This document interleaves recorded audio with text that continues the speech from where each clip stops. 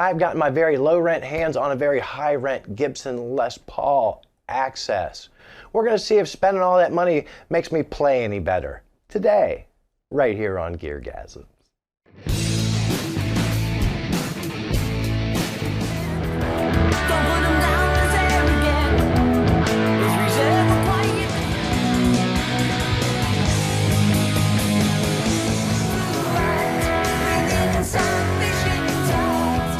Hi everybody, welcome to GearGasms. I'm your host Alan Barnes. Today in the studio, courtesy of my very, very trusting friends up at Earl Teat Music in Delmar, Delaware, a Gibson Les Paul Axcess with the Floyd Rose wang-a-ding-a-danger. That bad boy came from the custom shop. What? How expensive is it? I'm going to tell you in just a second. But first, if you're new to the channel, I'd like to ask you to like and subscribe. This channel is kind of like those biscuits at Red Lobster. Who am I kidding? Those biscuits are awesome. Celebrate mediocrity. That bad boy cost $5,500. $5,500. That makes it the most expensive Gibson Les Paul that our hands have ever been on. And rather than listen to me talk for another second, we're going to invite our friend Caveman, a tribute to the Trog, to do a voiceover while we ooh and ah over some glorious B-roll. Now when you first look at it, it looks just like a regular Les Paul standard, except for it has the Floyd Rose. It's got 2 humbucking pickups, 2 volume, 2 tone. The tone knob's split for each pickup so you get single coil sounds. And those pickups, they're the 490R and the 490T set, standard Gibson poker chip, 3-way toggle switch. But if you look at it this way, you can see that it has quite a nice flame to it on a 2-piece maple top. Going up the neck, a beautiful rosewood, mother of pearl inlays. Of course, we've got the Floyd Rose locking tremolo nut, Grover tuners, and a very special gold-colored inlay on the Gibson logo on the headstock. It's also weight relieved, and going up the back, you can look at that belly cut. You don't normally see that on the Les Paul. And of course, another thing you don't normally see on a Les Paul is a Floyd Rose Axcess tremolo cover. And of course, that Gibson Custom Shop logo, strap button where it normally is, but look at that comfort heel going up the back of a solid mahogany neck. And oh, be still my heart, it has a volute. But look at the size of that volute. But then it has like one of those dinosaur spine ridges down between the tuners. I can't stop touching it and rubbing my hands over it. I love the feel of a good volute. Of course, custom shop logo on the headstock. So now that Caveman tribute to the Trog, or a really, really poor facsimile of that guy, told us all what was in and on the guitar, let's hear how it's going to sound.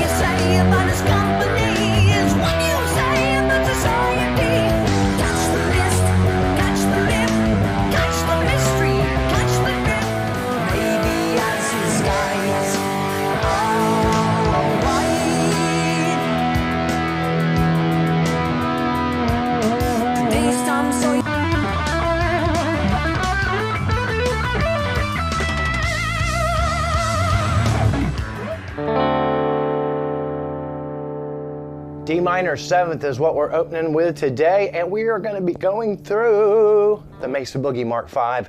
We're on the clean channel, the Fat Voice. Fatty Fat.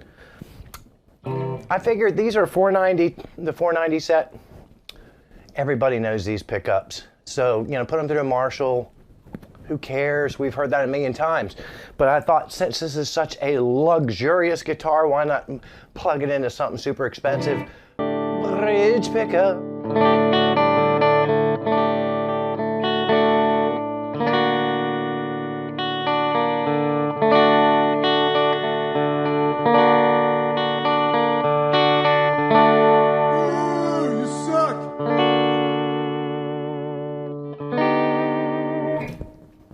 Now, one of the weirdest things about playing a Les Paul with a Floyd is playing a Les Paul that stays in tune. That sounds nice, but wait, this thing coil splits, right?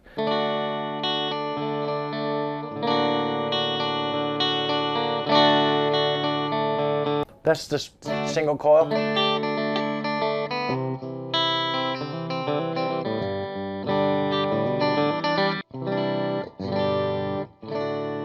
It's also strung with 10s, which are generally not my jam with the Floyds, because generally I play them on longer scale guitars, and I still go 9, even when I drop down to E flat, because I'm a wussy boy. Let's hear that mid position.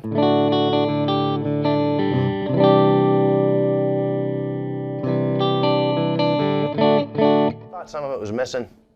Tone controls matter. Did you know that? Oh, that's nice.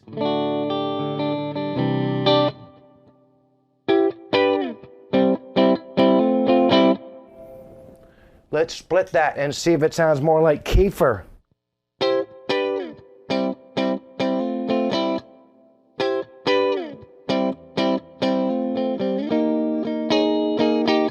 We're split and we're in the middle, right? We got to do it. Middle position, split. We got to do it.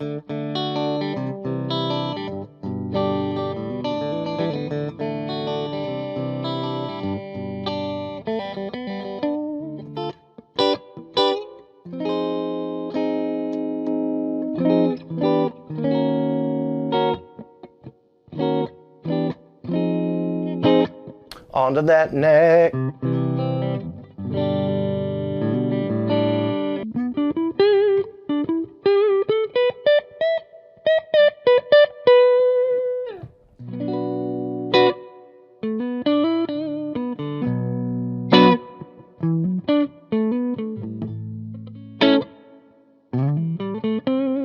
Let's try to split it on, yeah.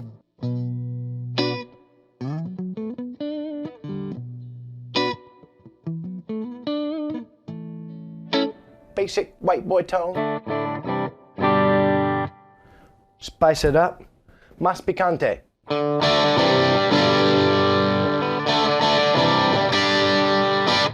All I did was step on the king of drive. That's the Chinese king of tone.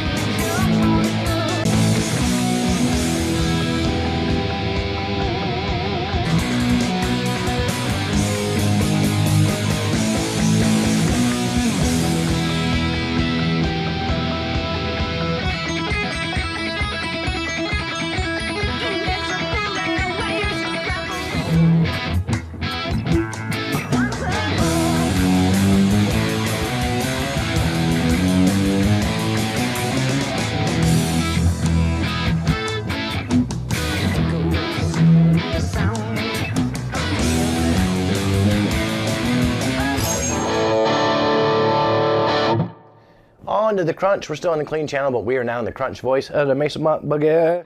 Nothing on it. Humbucking mode. Bridge pickup. You can hear those pickups. They're ceramic.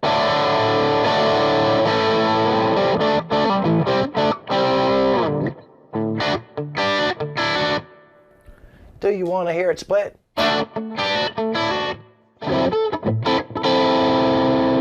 Humbucker.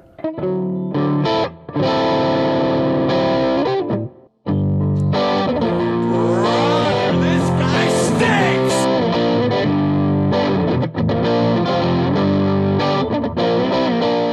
Let's hear that split.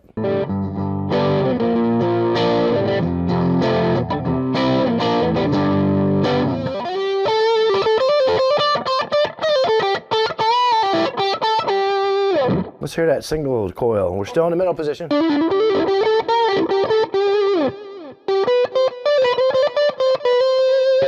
Let's hear it without the screamer.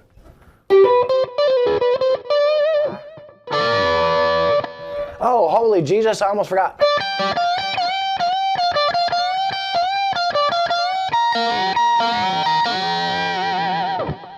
You never heard Skinner do that, did you?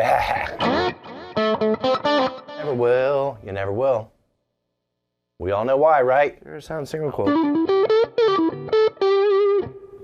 That single coil.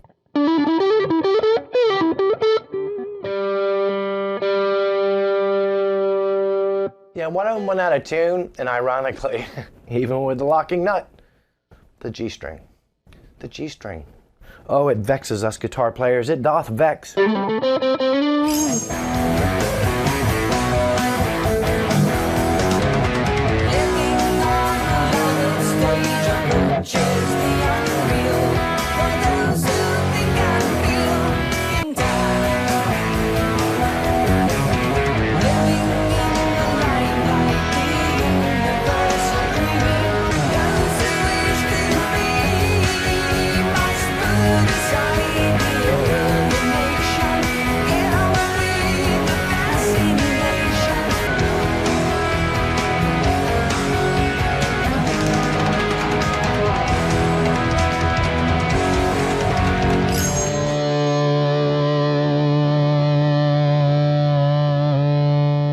Oh, that's a glorious sound. It's glorious.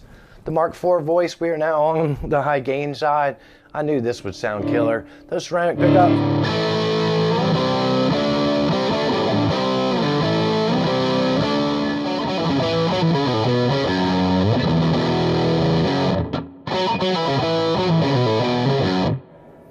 Let's hear that split.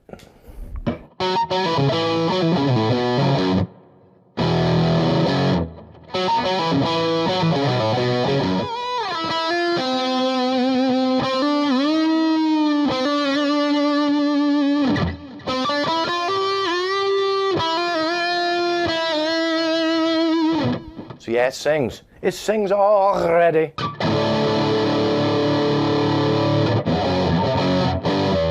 I know what you say, that ain't tight enough for you. That ain't tight enough for you. Oh, you think it's flaccid. How about a tube screamer? Without the screamer? Scream it up.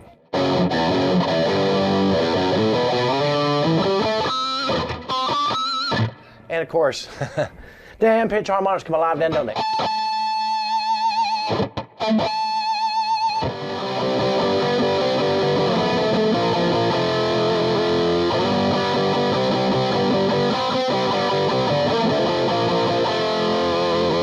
I hear the net calling me.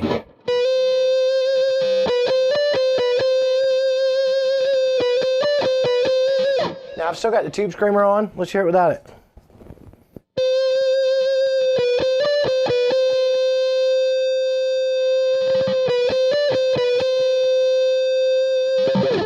Unsplit.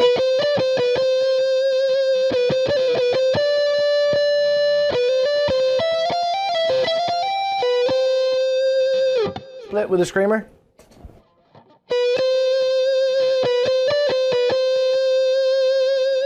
Of course we want to know.